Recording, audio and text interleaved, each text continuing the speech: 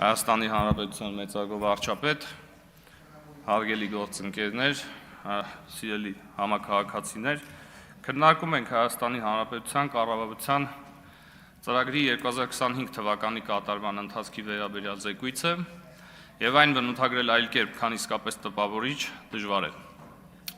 2 օր առաջ Հայաստանի Հանրապետության վարչապետը մոտ 1.5 ժամ տևած իր ելույթում անդրադարձավ զեկույցում տեղ գտած ամենակարևոր ցուցանիշներին։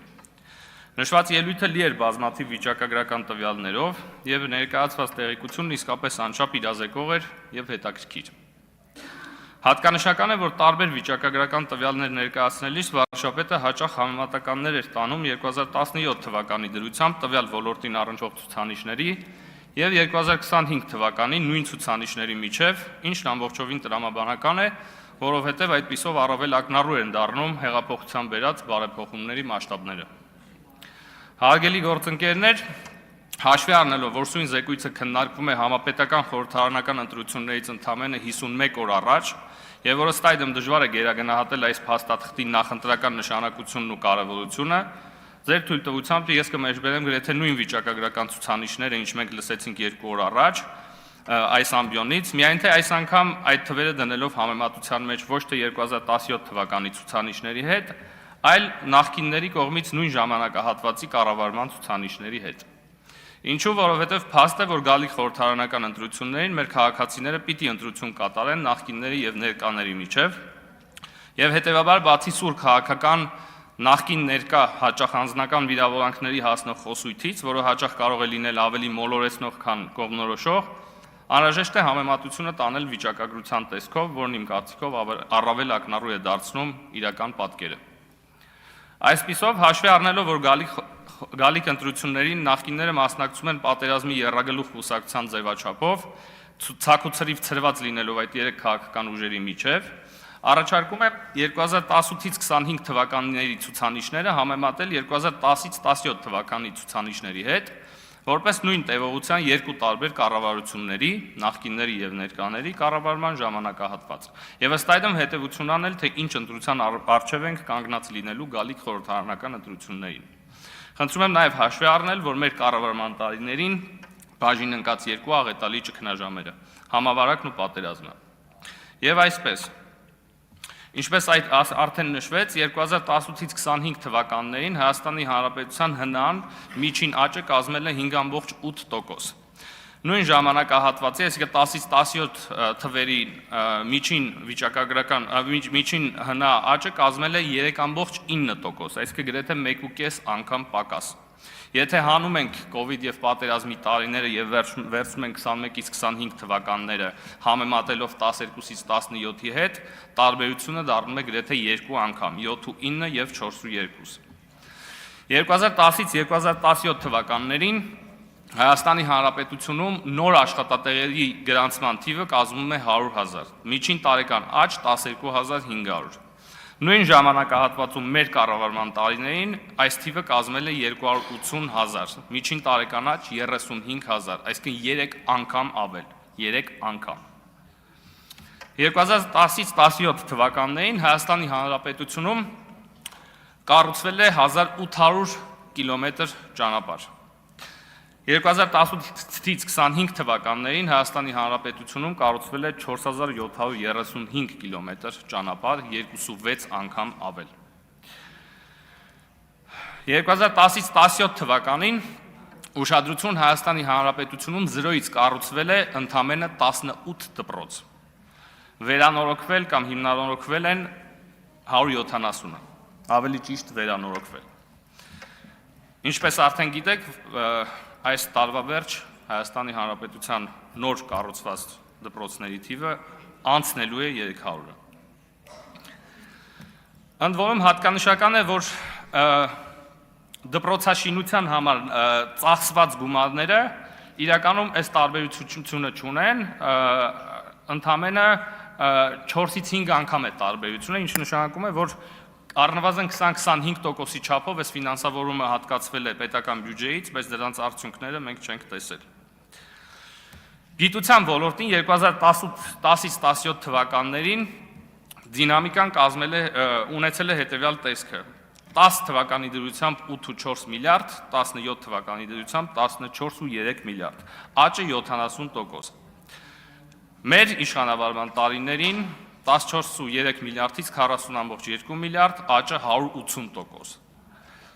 Միջին տարեկան աճը 3.3 միլիարդ համեմատ նախկինների 0.73 միլիարդ, 4.5 անգամ ավել։ 2010-ից 17 թվականներին առողջապահության բյուջեն 53 միլիարդից դարել է 85 միլիարդ, աճը 60%։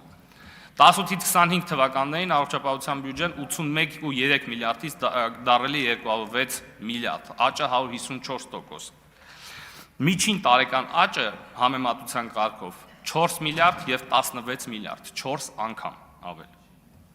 2010-ից 17 թվականներին նվազագույն կենսաթոշակը 13200-ից դարել է 16000, ընդհանուր 21% աճ, կամ միջին տարեկան աճ 350 դրամ։ Համեմատության կարգով 18-ից 25 թվականներին նվազագույն կենսաթոշակը 16000-ից դարել է 46000, կամ 3 անգամ, այսինքն 187%, կամ 3 անգամ, կամ միջին տարեկան աճի 3750 դրամ, 10 եւ ավել անգամ ավել։ 2010-ից 17 թվականներին միջին իրական աշխատավարձը բարձրացել է 15%-ով։ 17-ից 25 թվականներին միջին իրական աշխատավարձը բարձրացել է 50%-ով, 3 եւ ավել անգամ։ Եվ վերջապես վերջերս պաշտպանության նախարար մի թիվ հնչեցրեց, որը ես կարծում եմ բավարար ուշադրության չանդրադարձավ, հարգելի գործընկերներ եւ սիրելի հայրենակիցներ, պարզվում է, որ 2021-ից 25 թվականներին ռազմական տեխնիկայի եւ սպառազինության ծախսերը 5.4 անգամ ավել են եղել, քան 98-ից 18 թվականների սպառազինության եւ ռազմական տեխնիկայի ձեռքբերման ծախսերը։ Այսինքն 20 տարվա հետ համեմատական է։ Սա նշանակում է, որ միջին տարեկան բյուջեն ավել է այս պայդրությամբ 22 անգամ։ Սա իհարկե նոմինալ արտահայտմամբ, իրական արտահայտմամբ կլինի 12 անգամ, ինչը պակաս տպավորիչ չէ։ Սիրելի հայրենակիցներ, պիտի նշեմ, որ զարգացած եւ զարգացող ժողովրդավարություններում վերը նշված ոլորտներում նույնիսկ 10-ից 20% առավելությունը մեկ քաղաքական ուժի մյուսի նկատմամբ ունենում է վճռորոշ նշանակություն ընտրությունների արդյունքների վրա։ Իսկ այստեղ, ինչպես նկատեցիք, խոսքը գնում է 2, 3, 5, նույնիսկ 10 անգամ ցուցանիշային առավելությունների մասին։ Բայց ի վերջո ինչ են մեզ ասում այս թվերը։ Այս թվերը մեզ ասում են, որ եթե գալիք ընտրություններին քվեարկեք եռագլուխ պատերազմի կուսակցության, այն է Սամվել Կարապետյանի, Ռոբերտ Քոչարյանի կամ Գագիկ Ծառուկյանի ղեկավարած քաղաքական ուժերից եւ որևէ մեկի օգտին, ապա Հայաստանի տնտեսությունը կաճի մոտ 1.5-ից 2 անգամ ավելի դանդաղ տեմպերով։ Հայաստանում աշխատատեղերի ավելացման աճի տեմպը 3 անգամ կընկնի։ Դուք կունենաք 3 անգամ պակաս վերանորոգված եւ հիմնանորոգված ճանապարհներ, սա էլ այն պարագայում, եթե ընդունենք, որ նախկինում ճանապարհաշինության համար հատկացված բյուջեն 100%-ով ծառայել է իր նպատակին, ինչն ակնհայտորեն չի համապատասխանում իրականությանը, եւ հետեւաբար այդ թիվը հավանաբար 3 չէ, այլ պայմանականորեն 10։